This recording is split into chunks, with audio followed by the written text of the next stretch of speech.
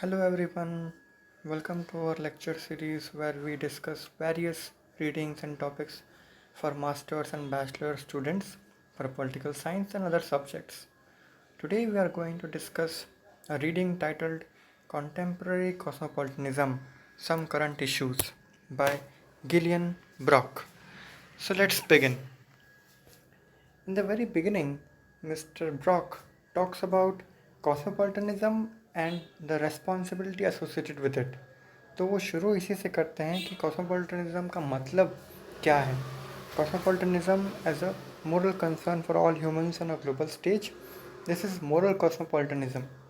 And वो कहते हैं कि जो भी इंसान कोई ह्यूमन राइट्स वायलेशन या कुछ गलत देख रहा है तो उसके प्रति उसकी एक रिस्पॉन्सिबिलिटी बनती है, no matter how distant that event is happening from him.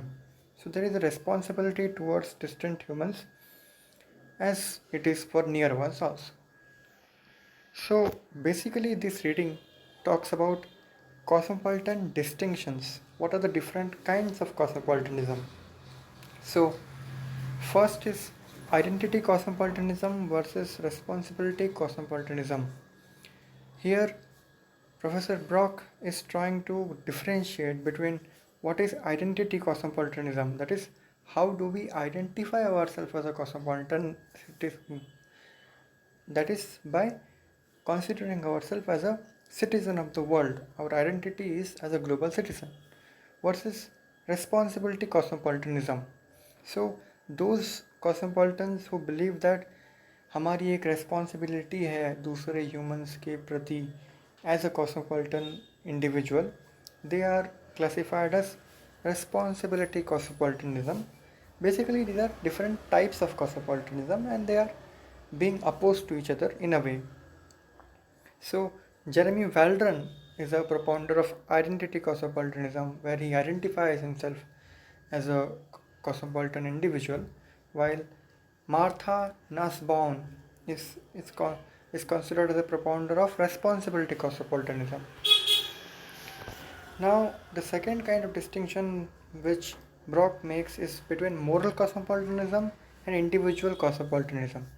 So, moral cosmopolitanism is mostly on the basis of human rights, or how humans are not given their rights as an individual on a global stage.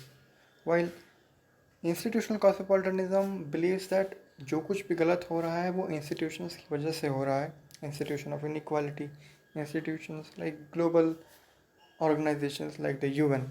So जो Thomas पॉग हैं उन्होंने अपने article जो sovereignty and कॉस्मोपॉलिटनिज्म में कहा था कि there are 3 common points for every cosmopolitan, that is individualism, universality and generality. This is the main mantra for moral cosmopolitanism, versus institutional cosmopolitanism talks more about institutional reforms like the reforms at World Trade Organizations, UN, etc. Now, Brock talks about various varieties of cosmopolitan justice in his reading. So, he says that there are different kinds of cosmopolitanism, like based on utilitarian grounds, on the grounds of rights, Kantian, as well as capability approach. So, here he again tries to distinguish between different kinds. The first is humanist versus associativist.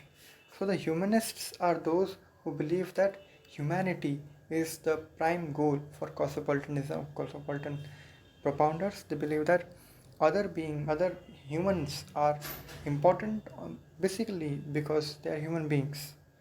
While associativists believe that if you belong to a particular organization, एक particular संस्था association के साथ आप affiliated है, तभी आपको उस particular rights या दर्जे का माना जाएगा. So here association with a particular organization is important. Second is the distinction between a statist and cosmopolitan. This is very obvious. Statists are those who believe that जो राइट्स आपको एक state में रहते हुए मिलती है, कंट्री में रहते हुए मिलती है, वही राइट्स आपको कॉस्मोपॉलिटन लेवल पे नहीं मिल सकती, क्योंकि कॉस्मोपॉलिटन लेवल पे आपका कोई गवर्निंग अथॉरिटी नहीं है, गवर्नमेंट बॉडी नहीं है जो कोर्स कर सके. On the other hand cosmopolitans believe that it is not the case, because on the cosmopolitan level even though there is no coercive authority, but all individuals as human beings do exercise some authority. So this is the case. Now here Brock again makes a distinction between Rawls and Thomas Fox. So Rawls in his work Laws of the People has clearly said that there is no global difference principle, just like the difference principle he talks about in his the theory of justice. Here he says that on the global level there is no such difference principle, while Thomas Fox makes a distinction here. He says that जो भी oppressed countries है, poor countries है, वहाँ पे जो government है वो authoritarian बन जाती है, और अथॉरिटेरियन गवर्नमेंट अपने लोगों के बिहाफ में बहुत सारे ट्रीटीज साइन करती है, जिससे रिसोर्सेज उनकी कंट्री से बाहर जाते हैं या अंदर आते हैं. तो इससे लोगों का एक्सप्लॉयटेशन हो रहा है, ये सब थॉमस पॉक्स कह रहे हैं. So the international borrowing and the resource privilege which the oppressed countries under authoritarian regimes enjoy is not represented by the people. तो लोगों की सहमति नहीं है वहाँ पे, लेकिन फिर भी गवर्नमेंट क्योंकि है, भले ही डिक्टेटोरियल हो, तो वो ये राइट्स एंजॉय कर रही हैं, जो कि गलत है. Now he talks about the content of global distributive justice obligations. Here he again makes a differentiation between sufficientarians and global egalitarians.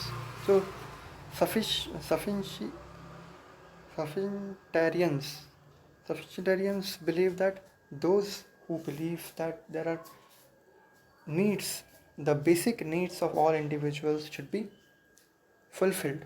Those are those who believe in sufficientism, that is, only basic needs should be fulfilled. While global egalitarians believe that at the global level there should be more equality, not only on the basis of resources but also on the basis of distribution of resources. Here there is also a debate between equality amongst compatriots but not amongst non-compatriots. So Brock here says that जो हमदर्दी एक particular country के अंदर लोगों में है एक दूसरे के प्रति, वही सेम सिंपैथी एक कंट्री के लोगों को की दूसरे कंट्री के लोगों के प्रति नहीं है. So this is what he is talking about differentiation between people living in the same country while versus the people who live outside the country. Now, Brock raises a question as to can cosmopolitanism accommodate partiality, because cosmopolitans say that on a global level all individuals as human beings are equal and they have certain rights and responsibilities. But can cosmopolitanism imbibe or make a case for those people who also believe that their identity as members of particular country is also important? Like I identify myself as an Indian as well as a global citizen. Can this be possible? So Brock says that yes, cosmopolitanism also accommodates this diversity and believes in unity in diversity. He tells about two major principles on the basis of which this can happen. So he says that there should be equal moral worth for all human beings, and also there should be some binding obligations on the individuals regarding their identity. Like I have a binding obligation towards my nation or towards the world or as identity towards a particular association. These binding obligations should be there. If these two more criteria are met, then cosmopolitanism can accommodate differences, diversities, specific cultures of people also. Lastly, Brock also raises the question of can there be authority in the global domain? Can we talk of supranational bodies which will regulate the entire world? While John Rawls and Thomas Pogge do not believe in a world government as such, but today we also witness certain universal bodies like United Nations, European Union in Europe. So these bodies are a reality today, but Brock also does not believe in a very universal, all encompassing body in the future. So, this is all in this reading. Thank you very much for being with us. Please comment on the topics for more videos. Happy reading.